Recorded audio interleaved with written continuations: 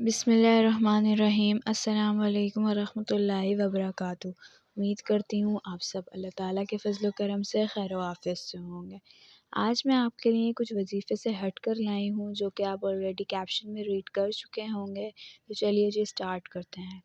اللہ تعالیٰ نے قرآن مجید میں ارشاد فرمایا کہ جو اللہ سے ڈرے، تقوی اختیار کرے، ہم اس کے لیے رستہ نکال دیتے ہیں، اور جو اس پر بھروسہ کرے، اس پر توکل کر لے، اللہ تعالیٰ اس کے لیے کافی ہو جاتا ہے، اور وہ اسے وہاں سے دیتا ہے جہاں اس کو گمان بھی نہیں ہوتا۔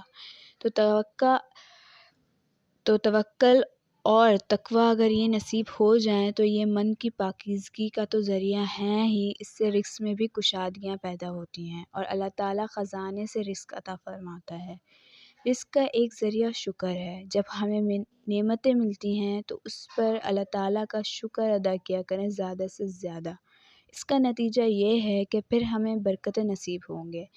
اللہ تعالیٰ فرماتا ہے اگر تم اس کی نعمتوں کا شکر ادا کرو گے تو وہ تمہیں اور عطا کرے گا۔ اس نے ہمیں جو نعمتیں عطا کری ہیں وہ اتنی زیادہ ہیں، ان کو ہم گن ہی نہیں سکتے۔ تو اس نے ہماری ضروریات کو پورا کیا ہے، جس میں سب سے اہم ضرورت، سب سے زیادہ ضرورت ہماری آکسیجن ہے۔ آکسیجن کا سلنڈر ہمیں ساتھ نہیں رکھنا پڑتا۔ اللہ تعالیٰ نے ہمیں نیچرلی آکسیجن دی ہے، ہم جہاں جائیں تازہ آکسیجن ملتی ہے۔ اس کے بعد دوسری چیز پانی ہے، جس کے بغیر ہم زندہ ہی نہیں رہ سکتے۔ ایک مدت تک برداشت ہوتی ہے، لیکن اس کے بغیر انسان کی موت واقع ہو جاتی ہے۔ اس کے علاوہ تیسری چیز کھانے کی چیزیں ہیں جو ہماری ضروریات ہیں صحت کے لیے، جو ہمیں دن میں ایٹ لیسٹ 2 دفعہ ضرور ہی چاہیے۔ اس کے بغیر ہم نہیں زندہ رہ سکتے، ہماری صحت خراب ہو جائے گی کھانے کے بغیر۔ اس کے لیے تھوڑی محنت کرنی پڑتی ہے۔ اس کے علاوہ ہماری اور بھی رہائشی ضروریاتیں ہیں۔ اللہ تعالیٰ نے ہماری ضروریات کو اتنا ایزی کیا ہوا ہے ہمارے لیے کہ ہمیں اس کے لیے کوئی مشکلات نہیں اٹھانی پڑتی، کوئی مشقت نہیں اٹھانی پڑتی۔ اس لیے کہا گیا ہے کہ اللہ تعالیٰ پر اگر تم توکل رکھو گے تو وہ وہاں سے دے گا جہاں تمہیں گمان بھی نہیں ہوگا۔ فرمایا گیا ہے کہ اگر تم اللہ پر توکل کا حق ادا کرو گے، وہ ایک پرندے کی طرح رزق عطا کرے گا، جو صبح اٹھتے ہیں خالی پیٹ، انہیں کچھ نہیں معلوم ہوتا کہ کہاں جانا ہے، کیا کرنا ہے، کیسے کھانا ہے، لیکن واپسی وہ بھرے ہوئے پیٹ کے ساتھ لوٹتے ہیں۔ اللہ تعالیٰ ہر انسان، جانور، ہر کسی کی ضروریات کو پورا کرتا ہے۔ حضور اکرم صلی اللہ علیہ وآلہ وسلم نے ارشاد فرمایا ہے، یعنی اپنی امت کو دعا دی ہے کہ اے اللہ میری امت کے لیے صبح میں رزق ڈال دے، صبح میں برکت ڈال دے۔ صبح کے کاموں میں جو برکت ہے وہ نہ رات کے کام میں ہے اور نہ ہی دوپہر، اس لیے اپنے کام کا صبح میں آغاز کیا کریں اور دیکھیں کہ کیسی برکتوں کے قافلے آپ پر نازل ہوتے ہیں، کیونکہ ہمارے نبی صلی اللہ علیہ وآلہ وسلم کی دعا کبھی ضائع نہیں جاتی۔ ایک اور بات ارشاد فرمائی کہ جو چاہتا ہے کہ اس کی عمر میں برکت ہو اور اس کی رزق میں برکت ہو، اور یہ ہر بندہ ہی چاہتا ہے کہ اس کی عمر بڑھ جائے اور رزق میں برکت ہو، تو آپ صلی اللہ علیہ وآلہ وسلم نے فرمایا کہ وہ اپنے رشتہ داروں کے ساتھ اچھا سلوک کرے۔ بعض اوقات رشتہ داروں کے رویے اچھے نہیں ہوتے۔ میں آپ کو بتاؤں کہ بہتر صدقہ کون سا ہے؟ سب سے بہتر صدقہ وہ ہے جو ناراض، مجبور، مفلس رشتہ دار کو دیا جائے۔ سب سے افضل صدقہ، کیونکہ اس میں نفس شامل نہیں ہوتا، تو وہ صدقہ اللہ تعالیٰ کو بہت پیارا ہے اور وہ سیدھا قبول ہوتا ہے۔ تو اس سے رزق اور عمر میں برکتیں بھی نصیب ہوتی ہیں، اور یہ اچھے معاشرے کی بھی نشانی ہے۔ ہم جو حاسدین کے سامنے کھڑے ہو جاتے ہیں، دشمن سے جیت جاتے ہیں اور کامیاب ہو جاتے ہیں، یہ سب ہمارے معاشرے کے کمزور لوگوں کی دعائیں ہوتی ہیں، جن کی ہم مدد کرتے ہیں اور اچھا سلوک کرتے ہیں۔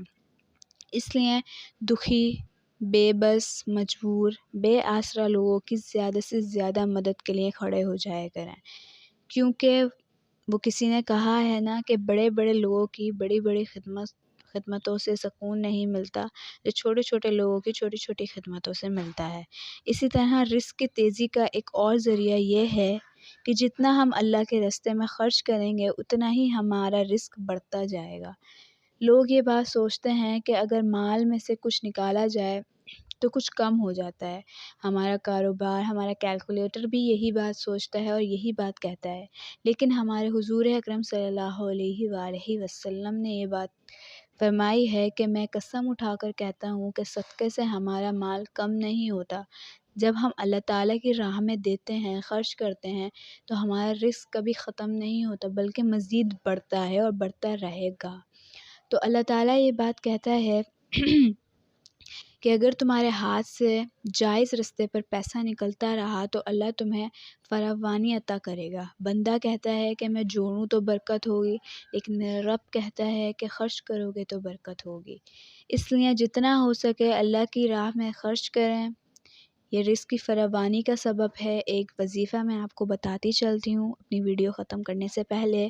مالی اور گھریلو مشکلات کے لیے یہ وظیفہ پڑھیں کہ نماز مغرب کے بعد 21 مرتبہ سورۃ الکوثر کی تلاوت کری جائے، بسم اللہ کے ساتھ اول و آخر درود شریف پڑھا جائے۔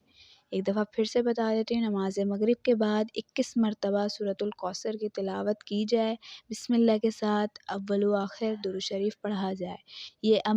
یہ عمل اگر روزانہ پڑھا جائے تو اس کا نتیجہ یہ ہوگا کہ اللہ تعالیٰ اولاد کو بھی فرمانبردار رکھے گا، رزق میں بھی برکت ہوگی، حاسدین کے بھی شر سے محفوظ رکھے گا، اور جن کے مسئلے مسائل زیادہ ہوں تو وہ ہر نماز کے بعد بھی یہ عمل کر سکتے ہیں، کوئی ایشو نہیں ہے، ورنہ مغرب کے بعد یہ کرنے سے بہت ساری برکتیں حاصل ہوتی ہیں۔